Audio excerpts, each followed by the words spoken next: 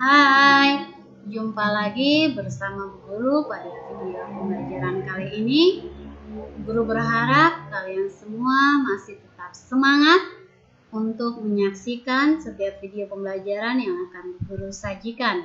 Pada semester 2 ini, kita akan mulai dengan video pembelajaran kita, yaitu tema 6, panas dan perpindahannya, subtema 1, suhu dan kalor, muatan bahasa Indonesia, kelas 5.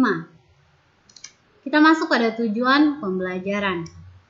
Setelah kalian menyaksikan dan mempelajari video pembelajaran kali ini, kalian diharapkan dapat yang pertama, menjelaskan cara-cara untuk memahami teks eksplanasi. Yang kedua, membuat ringkasan dan kesimpulan dari teks eksplanasi. Yang ketiga, membuat kesimpulan dari teks eksplanasi. Yang keempat, menjelaskan isi teks eksplanasi menggunakan peta pikiran. Yang kelima, menuliskan kembali informasi dari teks eksplanasi. Yang keenam, membuat ringkasan teks eksplanasi. Kita masuk pada teks eksplanasi. Anak-anakku sekalian, apakah yang kalian ketahui tentang teks eksplanasi? Jika kalian belum mengetahui apa itu teks eksplanasi, untuk itu mari saksikan bersama penjelasan dari Bu Guru pada video pembelajaran kali ini. Menjelaskan cara-cara untuk memahami teks eksplanasi.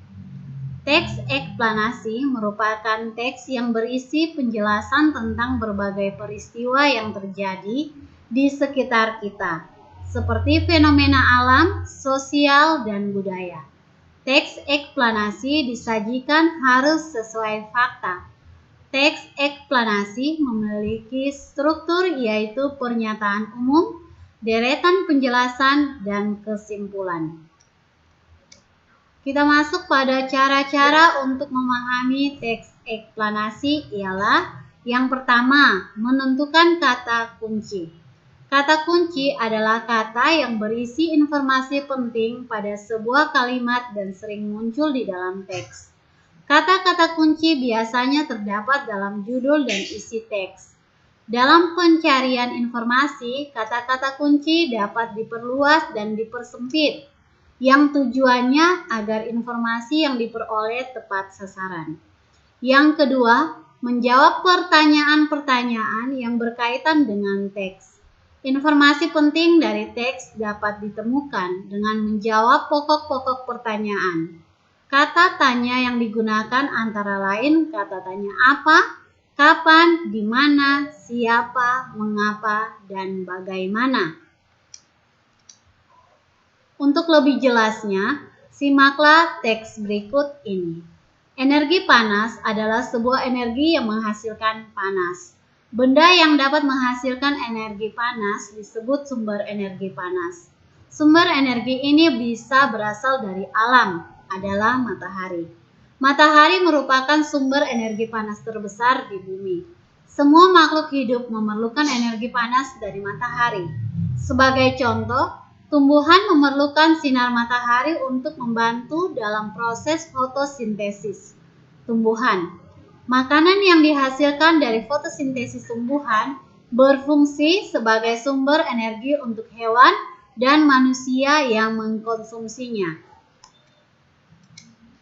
Berdasarkan teks tersebut, ada kata-kata yang sering diulang yaitu energi panas dan sumber energi. Teks eksplanasi tersebut juga dapat dipahami dengan cara menjawab pertanyaan. Misalnya yang pertama, apa yang dimaksud dengan energi panas? Yaitu energi panas adalah sebuah energi yang menghasilkan panas. Yang kedua, apa saja manfaat energi panas matahari bagi makhluk hidup di bumi? Tumbuhan memerlukan sinar matahari untuk membantu dalam proses fotosintesis. Berikutnya, membuat ringkasan dan kesimpulan dari teks eksplanasi. Kesimpulan adalah pernyataan yang dibuat berdasarkan ide pokok dan kata kunci dari kalimat penjelas dengan kalimat sendiri. Berikut hal-hal yang perlu diperhatikan dalam membuat ringkasan. Yang pertama, bacalah teks dengan saksama.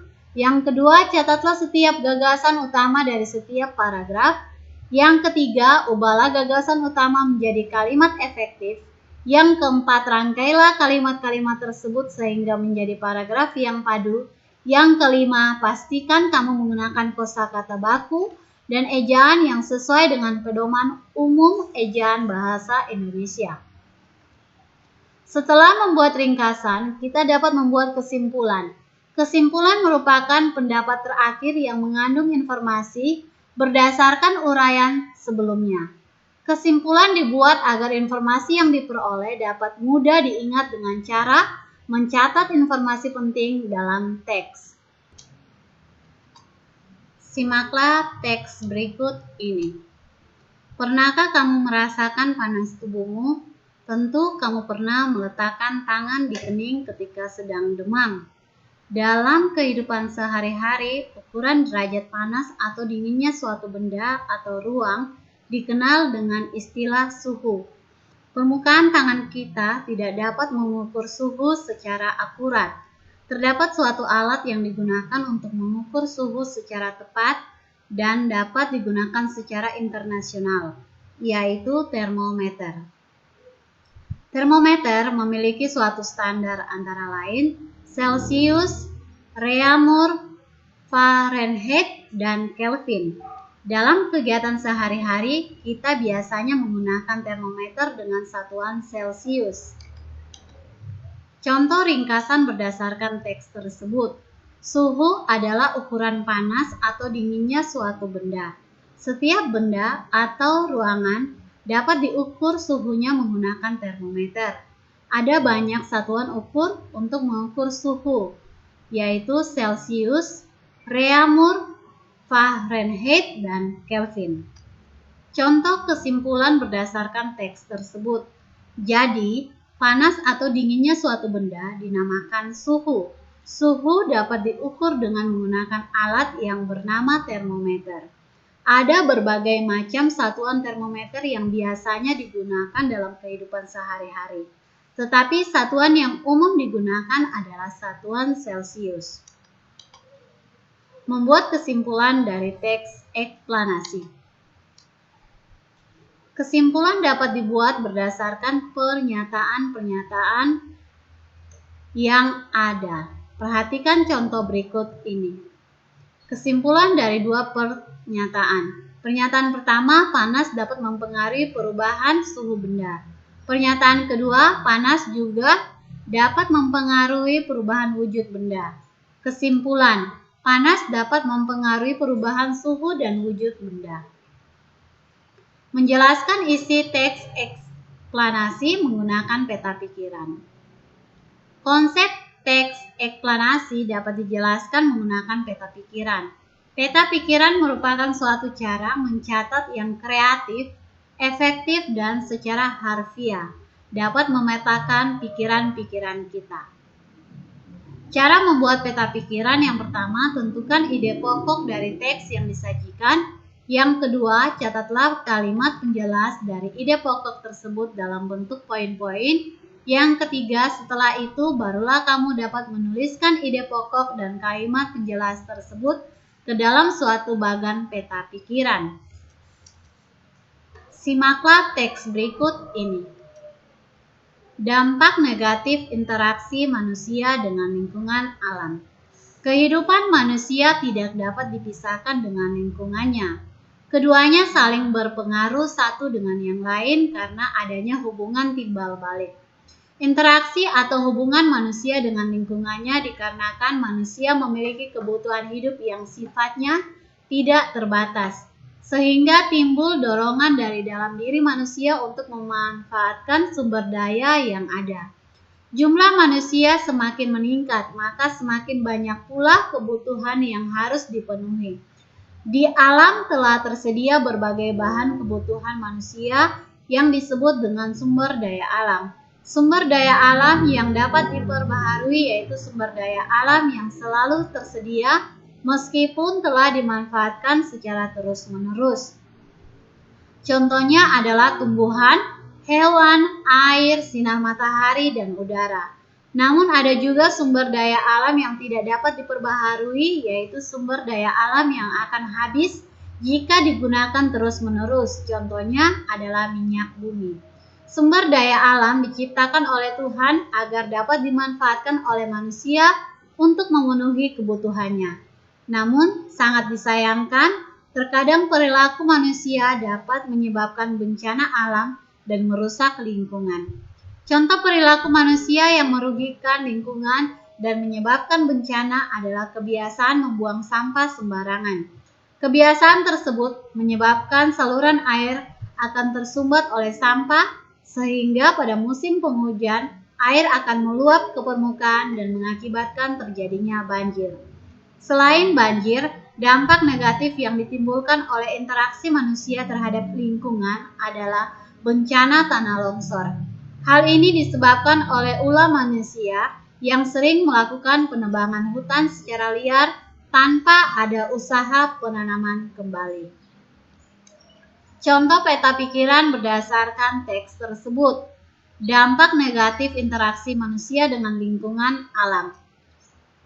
Gagasan pokok paragraf pertama yaitu interaksi atau hubungan manusia dengan lingkungannya.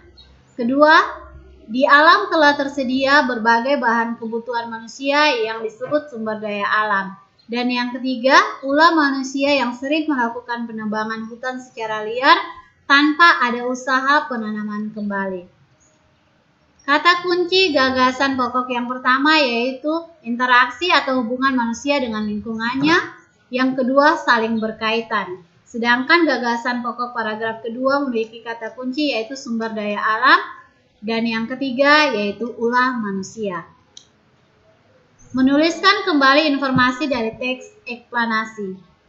Berikut langkah-langkah dalam menuliskan kembali informasi teks. Yang pertama, perhatikan judul dan tema dalam teks.